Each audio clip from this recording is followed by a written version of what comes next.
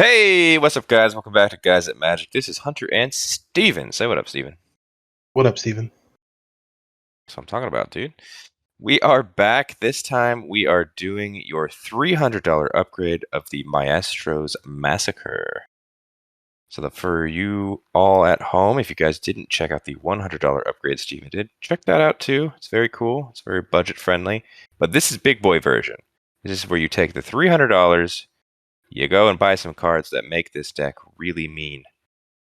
So, Steven, first and foremost, let's talk about your face commander for the deck. All right, so I went ahead and just kept Anhelo the Painter because his effect is basically the whole reason why this deck was built around anyways. He is a blue, a black, and a red. He has Death Touch, and then the first instant or sorcery spell you cast each turn has Casualty 2. Casualty 2, you sacrifice a creature with power 2 or greater, and you can basically copy that spell, which is an amazing effect. I really like it, and that's why when I was doing the $300 upgrade, I decided to go with a specific theme that is known to cause anger in people. I What went theme with is that? I went with mill. Mill. Yeah. Daddy likes to mill. I like to have all the cards in my deck, and I don't want you to have any in yours. I did some play testing on Mox Field and Spell Table, and I think within the first 5 to 6 turns, I had already milled all 3 opponents for about 75% of their decks. Oh, that would suck. Yeah, it's awful, dude. They all targeted me, and I lost, but it was still fun because I got to do fun things. Okay. So, let's jump straight in. What did you use your $300 on? Tell me all about these things that you added to really make this mill theme, or just make this deck really, really, really mean. Yep. So go ahead and talk. Sorry, hold on. Yeah. So let's go ahead and just talk about the creatures first. So for the creatures, I kept pretty much almost all the same ones. So we do have Archmage Emeritus. We have Bloodghast. Cormelis still staying in the deck. Falcon Abomination, Goblin Electromancer, Hobbling Zombie, Jadar Ghoulcaller Nephilia, Kess Dissident Mage, Squee the Immortal, and then Talrand are all the cards I'm keeping from my original 100. The cards that I'm going to go ahead and add, there's no mill deck without Bruvac, so I definitely put him in. With a $300 budget, definitely had some extra room and flexibility to put some big baller cards in here. So Bruvac is 2 colorless and a blue. If an opponent would mill 1 or more cards, they mill twice that many cards instead. And he's a 1/4. So this dude's pretty mean. One of the other cards that I went in and added was Poppet Stitcher. Poppet Stitcher is 2 colorless and a blue. Whenever you cast an instant or sorcery spell, create a 2/2 black zombie creature token with Decayed. And then at the beginning of your upkeep, if you control 3 or more creature tokens, you may transform Poppet Stitcher. His transform side is Poppet Factory. It is an artifact. Basically, with this, you create the creature tokens you have lose all abilities and have base power toughness 3/3. So with us constantly casting instant and sorceries, we're constantly making these 2/2s with Decayed. Really helps out with Anhelo's casualty cost. And then worst case, you have a bunch of zombies. They turn into 3/3s, and you just have a beater deck. Wow, that's it's pretty mean, especially Bruvac. Bruvac, you can kill someone with Bruvac. Oh, dude, it's so nice, dude. Like to kill somebody with a 3 cost 1/4. Oh, full dude. Yeah, anything that says mill half your library, you mill their whole library with Bruvac. Pretty nuts. Can you say that one more time for me, just because it was kind of exciting? I said, anytime that you have a card that says mill half a library, Bruvac mills the entire library. Oh, yeah. Yeah. There we go. That's all I wanted. And then just the last creature that I added for the $300 list was Stormkill Artist. Stormkill Artist is 3 colorless and 1 red. Stormkill Artist gets +1/+0 for each artifact you control. We're not really looking at that too much. Really, we like his Magecraft. Whenever you cast or copy an instant or sorcery spell, you create a treasure token. This deck, if you want to do a bunch of stuff in one turn, you do need a lot of mana. So I definitely wanted something to create some tokens in this deck, and this was a good creature to add. Cool. Yeah, man. Let's go ahead and jump towards the sorceries. Some of the sorceries that I'm keeping from the original $100 list will be Army of the Damned, Blasphemous Act, Went ahead and kept Expropriate, Fevered Suspicion, Flawless Forgery. I added back Ponder from the original deck, and then I also kept Preordain, River's Rebuke, and then I also kept Talrin's Invocation. Some of the cards that I added were some of my favorites. Since obviously we're dealing with a bigger budget, I went ahead and added Demonic Tutor to search for those big mill cards that we're going to be adding into this deck. I also added a beautiful Fractured Sanity. Each opponent mills 14 cards. This is going to be 3 blue. You can also cycle it. When you cycle Fractured Sanity, each opponent mills 4 cards. For 3 blue, if we copy this, each opponent's going to mill 28 cards, which is pretty good. Not to mention if we have Bruvac on the field, then they're milling double that. So this card for 3 mana is going to be a stupid combo. I added Glimpse the Unthinkable. This will be 1 blue, 1 black. Target player puts the top 10 cards of their library into their graveyard.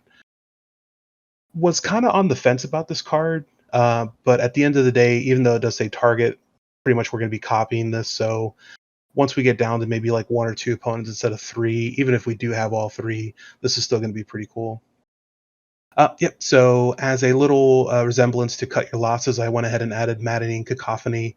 It is 1 generic, 1 blue. It does have a kicker for 3 generic and 1 blue. Each opponent mills 8 cards. If the spell was kicked instead, each opponent mills half their library rounded up. Yeah. Oh, Again, that's that mill half your library shit that I'm talking about. I mean, just like when you think about it, dude, that's 3, 4, 5. That's 6 mana. 6 mana, and you're pretty much just winning. You know what I mean? That's that shit I do like. I added a card called Mind Grind, and I'll be honest with you, even as a mill player, I never really heard about this card until I did a little bit more research. It is a black, a blue, and then X. Each opponent reveals cards from the top of his or her library until he or she reveals X land cards, then puts all cards revealed this way into his or her graveyard. X cannot be 0. I really like this card because let's just say you're not really hitting all these big mill spells. This one can really finish it off, even if you have them pretty low on their deck.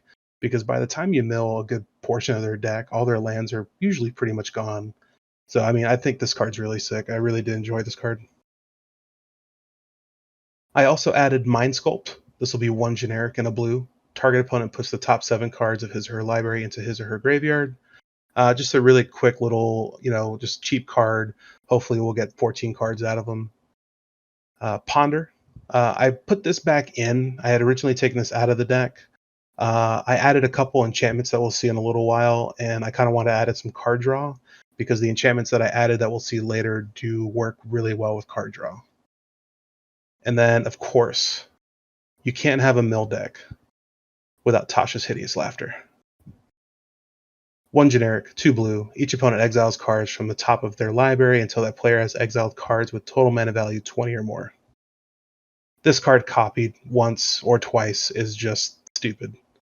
I love this card, and it's definitely something I wanted to add to the deck. Yeah, it seems pretty good, man. I hate running into this card in standard.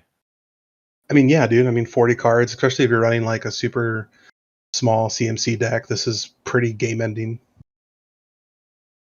I run a specific mono green Finn the Fane Bearer deck, and this would absolutely wreck me. Note to self: add Tasha's Hideous Laughter when playing against Hunter.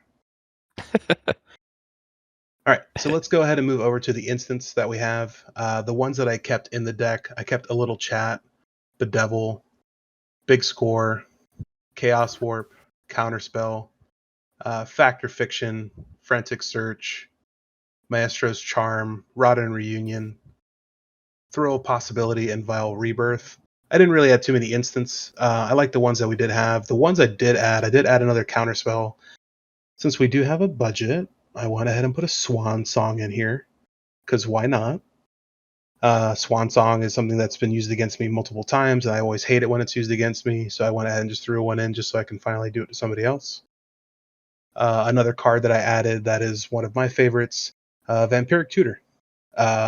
This card can always get you out of something. I love this card with all my heart. 2 two tutors in a deck can always help as well, especially when we're trying to get that game-ending win. Yeah, I totally get that, dude. It's a great way to win. Yep. So that was pretty much all the instants that I put in and kept. Uh, didn't really add any artifacts. So we'll just go ahead and go over what I took out a little bit later. Let's go ahead and go over the enchantments now. Enchantments that I decided to keep from the 100 and the Precon were Cryptic Pursuit, Curse of Disturbance, Curse of the Restless Dead, Terminate Iteration, Double Vision, and Ghoulish Procession. I went ahead and added 4 enchantments. I'll go ahead and start with one of my favorites, Teferi's Tutelage. Teferi's Tutelage is 2 generic and a blue. When Teferi's Tutelage enters the battlefield, draw a card, then discard a card. When you draw a card, target opponent mills 2 cards. I'm not a terrible big. I'm not a terribly big fan of the fact that it says target opponent instead of each opponent. At the end of the day, you can just probably pick on one person, or you can go ahead and just share, spread the love a little bit. Regardless, with the card draw we kind of added into this deck, I think that this card is going to be amazing. Yeah, when I was playing Standard, when this was back in Standard, I hated this card. It hurts. It hurts, but it hurts so good. Second card I added Ristic Study, because, why not? Ristic Study, 2 generic, a blue. Whenever an opponent casts a spell, you may draw a card unless that player pays 1. This card with Teferi's Tutelage would just be just insane. They're going to have to do something about your enchantments, and there's just nothing you can do about it. Another card I decided to add, Memory Erosion. It is 1 generic, 2 blue. Whenever an opponent casts a spell, that player puts the top 2 cards of their library into their graveyard. This card is insane. Just because they're playing cards, they're going to mill themselves. And I just love the fact that they're killing themselves. I don't think there's anything that's more beautiful than that. One of the last cards that I went ahead and added was Maestro's Ascendancy. It is a blue, a black, and a red. It states, once during each of your turns, you may cast an instant or sorcery spell from your graveyard by sacrificing a creature in addition to paying its other costs. If a spell cast this way would be put into the graveyard, you may exile it instead. I like this card because obviously we have Kess in the deck, but if we don't have Kess, we can use this instead, so that way we can still get some benefit of the cards in our graveyard. But yeah, those were the enchantments that I went ahead and added. Very good enchantments, man. Teferi's Tutelage. Again, another card that I hated when they were running that in Standard. One of my favorite decks was that Rogue deck with Ruin Crab. Well, I mean, yeah, I'm not a rogue, but yeah, I put 4 Ruin Crabs. I had 4 of the Soaring Thought Thieves, and then what was the 1 black flash card? You know what I'm talking about? I don't think it was 1 black, 1 blue. Thieves Guild Enforcer. All right, guys, let's go ahead and talk about the lands now. I went ahead and basically kind of kept it the same. I did add a few. I added a Triumph just because I did add a couple fetches since we did have some budget. So Xander's Lounge is one of the cards that I added as a land. It taps for either a island, swamp, or mountain. It does enter the battlefield tapped. I also added Mana Confluence because obviously we had the budget, so I said, fuck it, why not? Pay 1 life, add 1 mana of any color to your mana pool. I'm always not a fan of paying life. At the same time, when you're in a pinch and you want to add a land, this is kind of like one of my go-tos. Well, that seems like a really good list, man. I'm super, super excited to maybe play against this one day. Except I'm not excited because I don't want you to mill me to death. That's the whole point. Yeah, but I don't want you to do this to me. If it makes you feel any better, I don't want to do it to you. I want to do it to everyone. That's fair. I guess I'll feel a little better when it's happening to everybody, not just me. But you did add a lot of mean stuff, which means we have to take out a lot of stuff to make room for all the mean stuff. So, without further ado, tell me what you've removed. All right, so for creatures, I basically just got rid of 3 from the original list. So I got rid of Dodge Detective. This card's really cool, but didn't really fit with the theme. We have a lot of token generation, so I didn't really think this was going to be important. I went ahead and got rid of Sinister Concierge as well. Sinister Concierge is a cool card. I think it is really good. But then again, it's just one of those things where like I have a specific theme that I'm trying to go with, and this didn't really help it. One card that was kind of hard to cut was Lear, Disciple of the Drowned. I went ahead and decided to cut this as a creature because we do have those two cards that let us play our instants and sorceries from the graveyard. So I figured if I was going to cut something, I might as well cut a higher cost value card. For the sorceries, I did get rid of a bunch. I went ahead and got rid of Chain Reaction because, again, not fitting the theme. Clone Legion, I'm not worried about creating a bunch of token copies of stuff. One that kind of hurt to get rid of was Cruel Ultimatum. It's such a cool card, and I love this effect, especially if you copy it. But it is, like I said, it's pretty pricey when you're trying to do this, and I'd rather spend that mana to mill somebody out rather than just them sacrifice two creatures and lose some life. Got rid of Cut Ribbons. It was a cool thought in the old deck. This one, like I said, it's very mill specific. Drawn from Dreams. Look at the top 7 cards. Maestros Confluence. This was just pretty hefty. I didn't really think this card was going to fit the theme either. Make an example, we have better ways to get rid of opponents' cards. Manifold Insights was a cool card that I added in the $100 list, but I think we have some better card draw on this one, so I kind of wanted to just get rid of this one.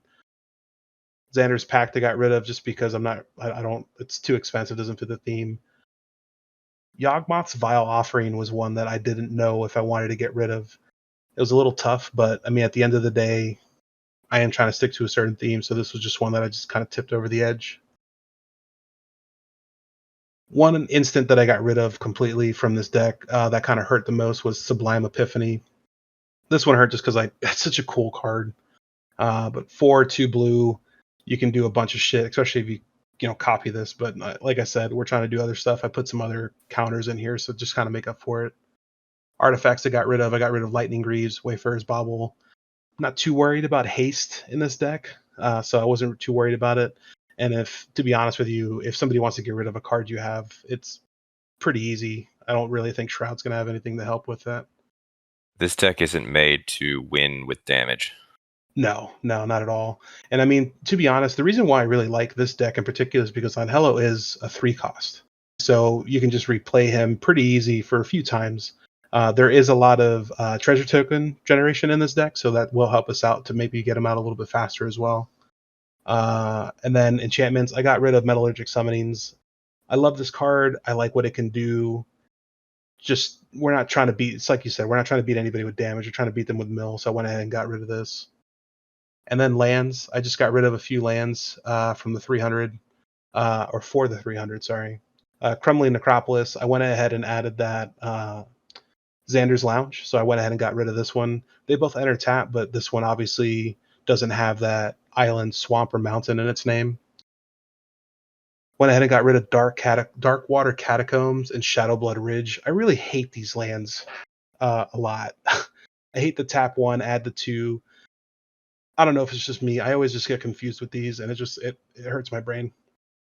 And then I just got rid of one swamp. One swamp. One swampy. Okay. So that is quite the mean deck. What I know your limit was $300. What was the amount that you spent? All right, Hunter. Are you ready for this? I'm ready for it.